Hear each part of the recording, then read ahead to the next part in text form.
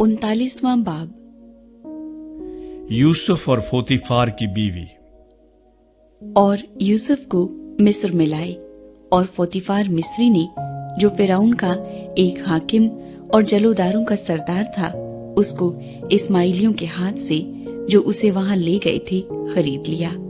और खुदावंद यूसुफ के साथ था, और वो एक बालमंद हुआ और अपने मिस्री आका के घर में रहता था।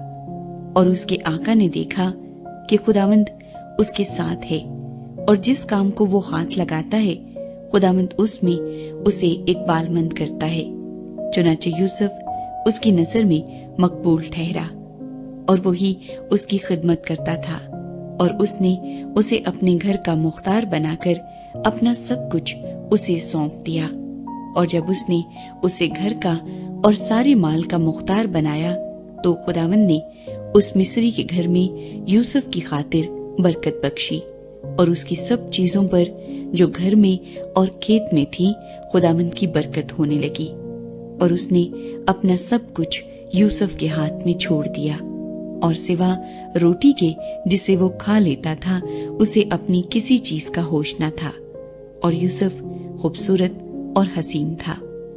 इन बातों के बाद यूं हुआ कि उसके आका की बीवी की आंख यूसुफ पर लगी, और उसने उससे कहा कि मेरे साथ हम बिस्तर हो।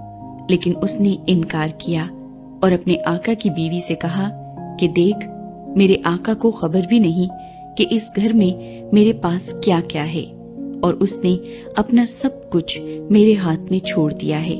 इस घर में मुझसे बड़ा कोई नहीं, और उसने तेरे सिवा कोई चीज मुझसे बाज नहीं रखी, क्योंकि तू उसकी बीवी है।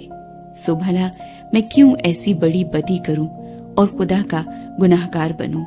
और वो हर चंद रोज यूसुफ के सर होती रही, पर उसने उसकी बात ना मानी कि उससे हम बिस्तर होने के लिए उसके साथ लेटे। और एक दिन यूं हुआ कि वो अपना काम करने के लिए घर में गया, और घर के आदमियों में से कोई भी अंदर न था। तब उस औरत ने उसका पैराहन पकड़कर कहा कि मेरे साथ हम बिस्तर हो। वो अपना पैराहन उसके हाथ में छोड़कर भागा और बाहर निकल गया।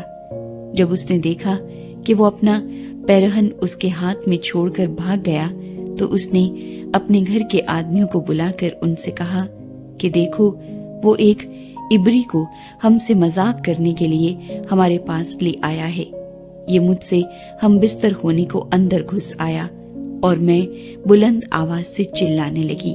जब उसने देखा कि मैं जोर जोर से चिल्ला रही हूँ, तो अपना पैरहन मेरे पास छोड़कर भागा और बाहर निकल गया। और वो उसका पैरहन उसके आका के घर लौटने तक अपने पास रखे रही।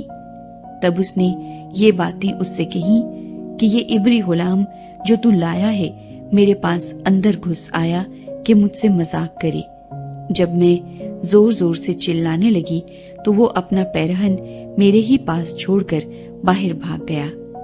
जब उसके आका ने अपनी बीवी की वो बातें जो उसने उससे कही सुन ली कि तेरे गुलाम ने मुझसे ऐसा ऐसा किया, तो उसका गजब भड़का, और यूसुफ के आका ने उसको लेकर कैद खाने में, जहाँ बादशाह के कैदी बंद थे, डाल दिया। सो वो वहां कैद खाने में रहा। लेकिन खुदावंद यूसुफ के साथ था। उसने उस पर रहम किया, और कैद खाने के दरोगे की नजर में उसे मकबूल बनाया। और कैद खाने के दरोगे ने सब कैदियों को जो कैद में थे, यूसुफ के हाथ में सौंपा, और जो कुछ वो करते उसी के हुक्म से करते थे। और कैद खाने का दरोगा सब कामों की तरफ से जो उसके हाथ में थे बेफिक्र था, इसलिए कि खुदावंद उसके साथ था, और जो कुछ वो करता, खुदावंद उसमें एक बालबंदी बख्शता था।